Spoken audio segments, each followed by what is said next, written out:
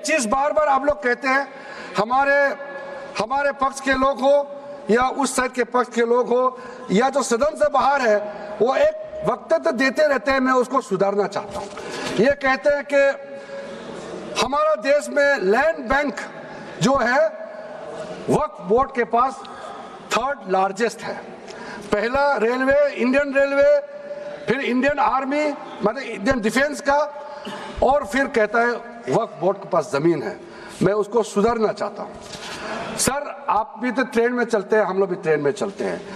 हजारों kilometre train का पटरी लगा हुआ है, स्टेशन बना हुआ है। वो ट्रेन का पटरी लगा हुआ है, वो रेलवे का प्रॉपर्टी थोड़ी है, ये तो देश का प्रॉपर्टी है। हम लोग सब चलते हैं उसमें। इसको आप कैसे लगा सकते हैं कि रेलवे के पास इतना है, वक्फ बोर्ड के पास इतना है? वो देश का प्रॉपर्टी है। हमारा डिफेंस के पास कहता है कि 2nd लार्जेस्ट है।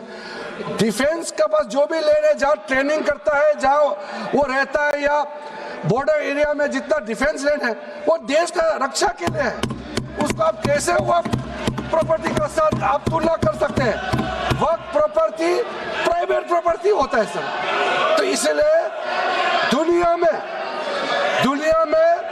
सबसे ज्यादा वक्फ प्रॉपर्टी हिंदुस्तान में है। सिर्फ हमारा देश में ही नहीं, दुनिया का सबसे बड़ा और सबसे ज्यादा वक्फ प्रॉपर्टी हिंदुस्तान में है। तो फिर ये क्यों है 60 साल तक आप सरकार में रहे हैं, हमारा देश में मुसलमान इतना गरीब क्यों है? जब दुनिया का सबसे ज्यादा वक्फ प्रॉपर्टी हमारा देश में है, तो हमारा गरीब मुसलमानों का पढ़ाई के लिए, मेडिकल ट्रीटमेंट के लिए, स्किलिंग के लिए, इनकम जनरेशन के लिए क्यों काम नहीं हुआ आज तक? बताइए। ये दुनिया का सबसे बड़ा वक्फ प्रॉपर्टी अगर हिंदुस्तान में है, तो उस प्रॉपर्टी से गरीबों का उत्थान के लिए, लोगों का भला के लिए अगर ये सरकार नरेंद्र मोदी जी के नेतृत्व में गरीब मुसलमानों के लिए काम कर रहा है, तो इसमें आपत्ति क्यों होना चाहिए? आप लोग बताइए। इसलिए सर, इसको धर्म जाति से बाहर उतर करके सबको सीधा सीधा अपना दिल से पूछ करके आप सोच के देखिए कि आप जो लोग आज इस बिल को विरोध कर रहे हैं, आज 1 साल 2 साल नहीं, सदियों तक हमारा देश उसको याद रखेगा कौन इस बिल को समर्थन कर रहा है, कौन इस बिल को विरोध कर रहा है। आज चंद वोट के लिए, सत्ता के लिए हमारे मुसलमानों को आपने 70 साल से ज्यादा वोट बैंक बना करके गुमराह किया है। कितना और गुमराह करना चाहते हैं? अब हमारा देश में वोट बैंक का राजनीति नहीं चलेगा। इसलिए मैं कहना चाहता हूं, जब हमारा देश में इतना वक्फ प्रॉपर्टी है, तो इसको हम बेकार में पड़ा रहने नहीं दिया जा सकता है। गरीब मुसलमानों के लिए, आम मुसलमानों के लिए इस्तेमाल करना ही पड़ेगा। उसके लिए आज का ये वक्फ संशोधन बिल जरूरत है। अध्यक्ष महोदय जी,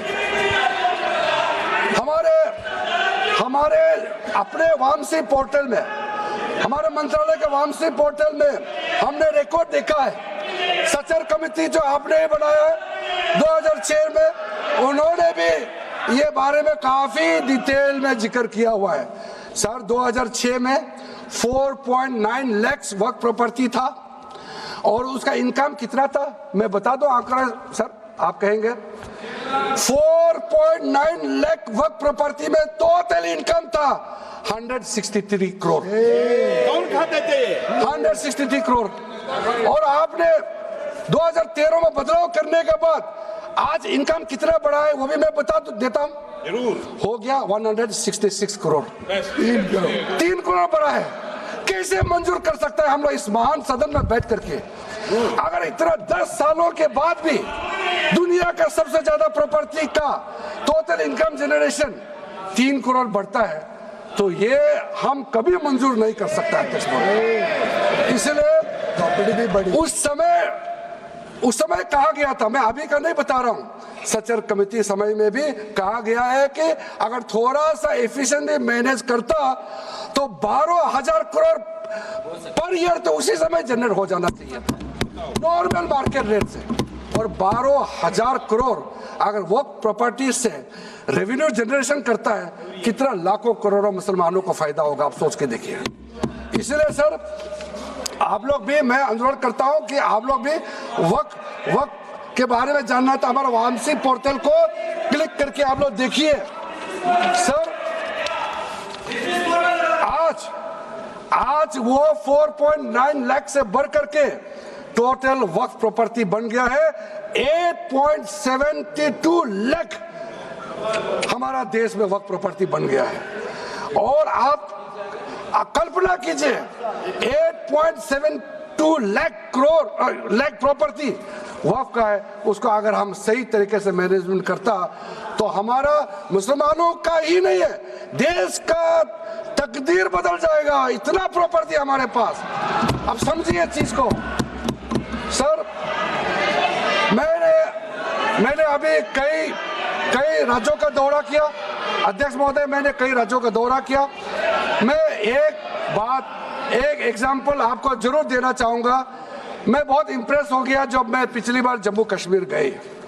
जम्मू कश्मीर में हमारा नई वहाँ वक्फ बोर्ड का चेयरपर्सन बनी और मैंने पूछा कि आप जब वक्फ बोर्ड का चेयरमैन बनी तो उसमें क्या हालत थी और आज क्या हालत है। उन्होंने बोला कि सर जब उन्होंने पदभार संभाली तो उसमें कोई इनकम का, कोई व्यवस्था का, रिकॉर्ड का ठीक ठाक कुछ भी नहीं था।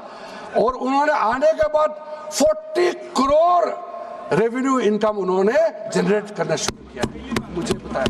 और उसके वजह से वहाँ काफ़ी अच्छा काम कर रहा। मैं हजरत बल श्राइन भी गए और वहाँ भी मरम्मत चल रहे हैं। इतना पुराना श्राइन है, दुनिया के लोग आते हैं, बहुत खूबसूरत से उसका सारा आसपास का ब्यूटिफिकेशन का काम भी चल रहा है। अगर अच्छा काम करेगा, रेवेन्यू बढ़ेगा तो सबका फायदा होगा सर। इसलिए सर आप लोग आज बिल को समर्थन करने के बाद मेरे ऑफिस में आइए, 1 साल के अंदर में इसका ट्रांसफॉर्मेशनल इम्पैक्ट क्या होता है मैं ही आप लोगों को बता दूंगा। सर वक्फ अमेंडमेंट जो बिल लाए हैं उसमें जेपीसी का कई रिकमेंडेशन है जिसको हमने समर्थन किया है और एक्सेप्ट किया हमने यहाँ इस बिल में लाया। इसलिए बोलना कि जेपीसी का आपका कमेटी का बात को माना ही नहीं है, आपका कमेटी का बात नहीं सुना गया है, वो गलत बात है सर। अध्यक्ष महोदय जी, पार्लियामेंट्री कमेटी जब बनता है तो उसका एक अपना सैंक्टिटी होता है और उस कमेटी में खुले बहस हुए हैं। उसमें मैं अंदर जाना नहीं चाहता हूँ क्या हुआ है, लेकिन उनके बीच में कई ऐसे मुद्दे हैं जो हम लोग सरकार समझते हैं कि बहुत अच्छा सुझाव आया है, हमने उसको माना है।